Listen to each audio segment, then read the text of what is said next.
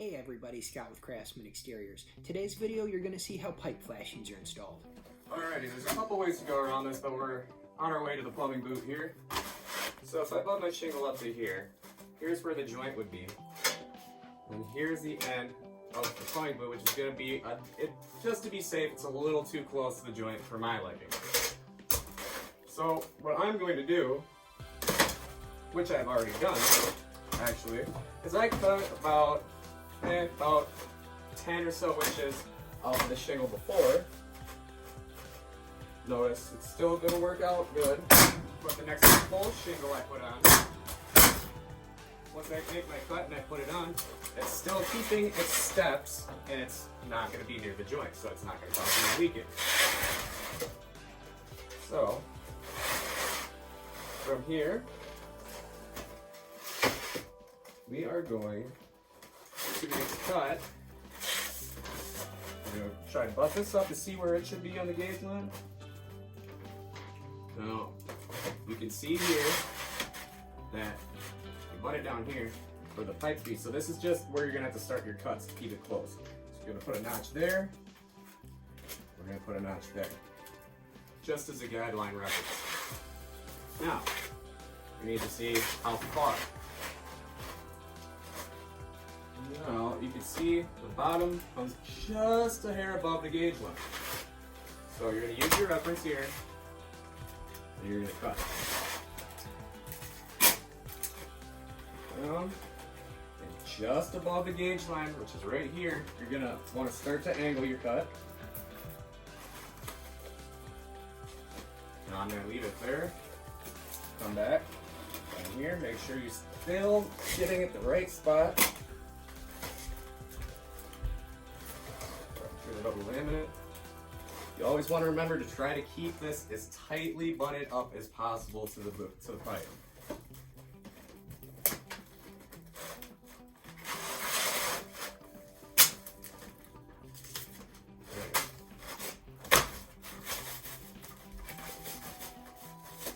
This up here. Gauge it on the right side. Pop a nail in there, lift her up, gauge her on this side.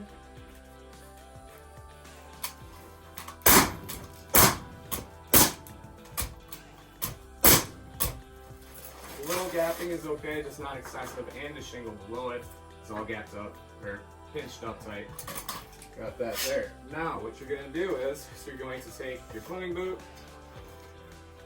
and you're going to try to sweep. Now, when you're putting on plumbing boots, this part is rubber, so you're gonna have to like pull it out, bend it out a little bit, but you're gonna want to have a hand on the pipe because there is instances where a pipe could break or a fitting could come loose, and that means you're just gonna have to crawl in the attic and fix that. So now you got your plumbing boot on.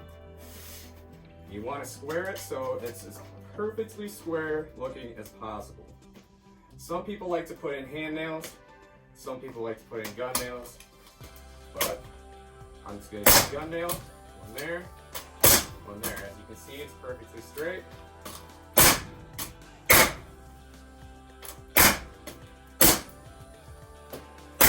Now if you're using a plastic plumbing boot, when it's cold, you're going to want to use a hammer because the cold with the plastic, it can cause it to crack and you just ruin the plumbing boot and you're going to have to start all over again. From there,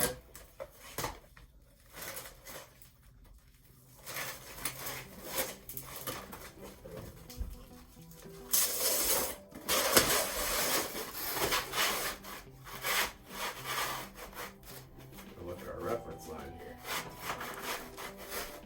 Well, that's pretty close. So we're just going to trim a little bit off of there. Alrighty, so now, as you can see, we have our water line here, right here, and this shingle spans past this one. So what we're going to do is, right in between, we're going to make a notch mark of how this is going to fit over.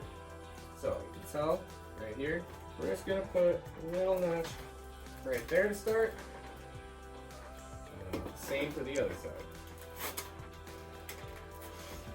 Now, once this is cut and the shingle is in place, it still keeps the steps. So you can still step off, And then you just have to make a filler shingle right there, which you can use for scraps or whatever else you got. Now, see how far we must cut. And it is just about a half inch above the gauge. Find my marks.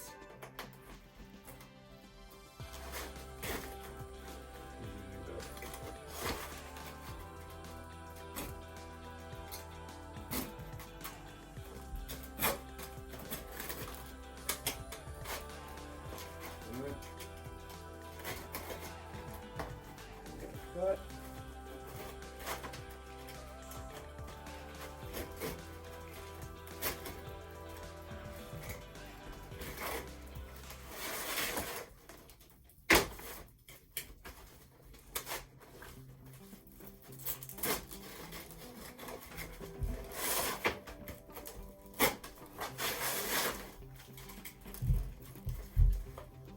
Once again, when you're cutting, on top of other shingles, make sure you don't cut the one underneath.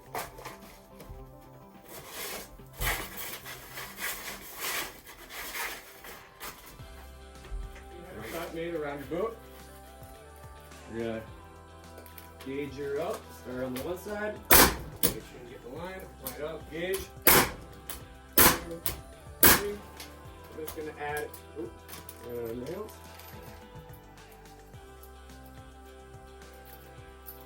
I'm just gonna add a couple extra, just because I like to be safe. Now, since you see we put it in the middle, it kept this step, but now we're gonna have to get something to fill this in. So, see, you could use the full shingle and cut it, or anything left over you have from a rake, that works as well. So, let's see what we got here if we can use this piece. There we go, looks like we can. So, we're gonna butt it up here. You're gonna take your knife. You're gonna make your little notch where you need to cut it. You gotta keep your cuts as straight as possible at all times.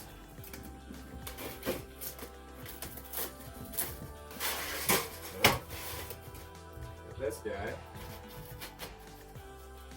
gauge in there. Whoop. Nail it.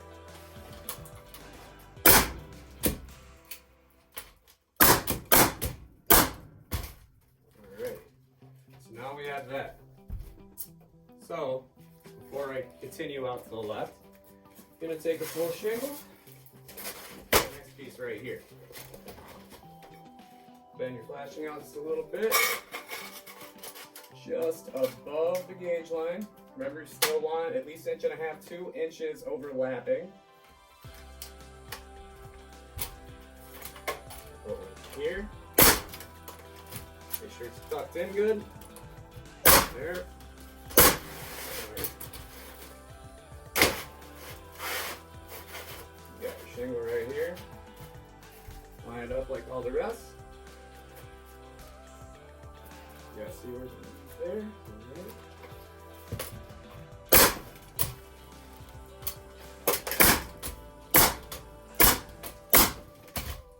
Right.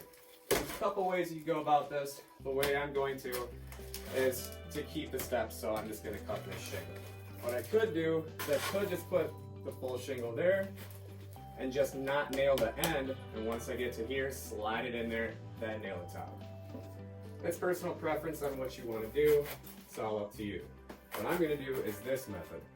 So I'm going to line it up, see where the gauge lines are at, and how far I need to cut.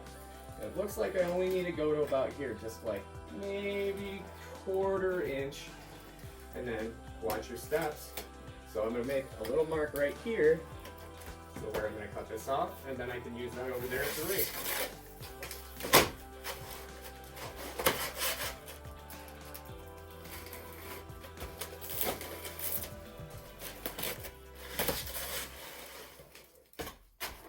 There's that. Make sure I'm using the right one. There we go. Use this. Okay. See here, we're gonna make our little marks where we just gotta trim it just a little bit.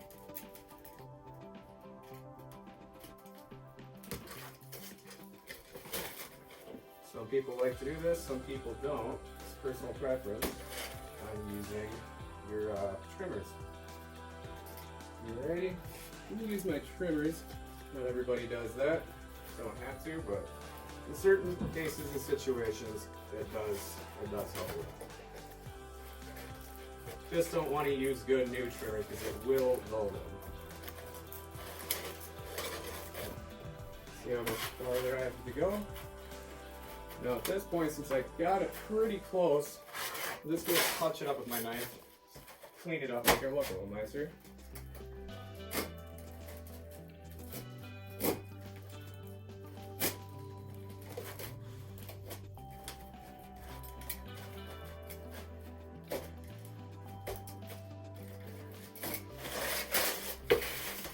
That's enough. There you go. In some cases, if it's really tight, we can just gauge it, have it smushed up there, and just trim it after. Just a little bit if you want to clean it up and make it look a little bit nicer. Sometimes you need to do because you want to have it nice and tight, but not pushing to where it's lifted up.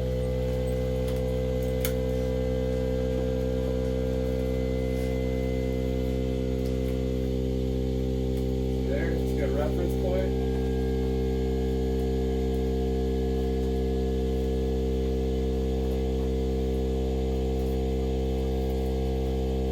Typically, I like to do this from above the boot. You get a lot better angle and view. But when you're working from the ground, you don't always have that luxury.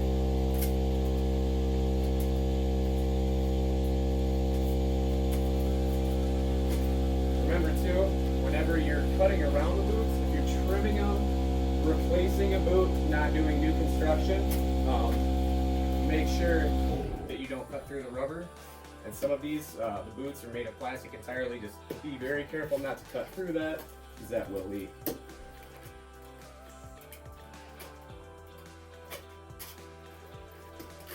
we go. Notice it's tightly fitted, but not all lifting up.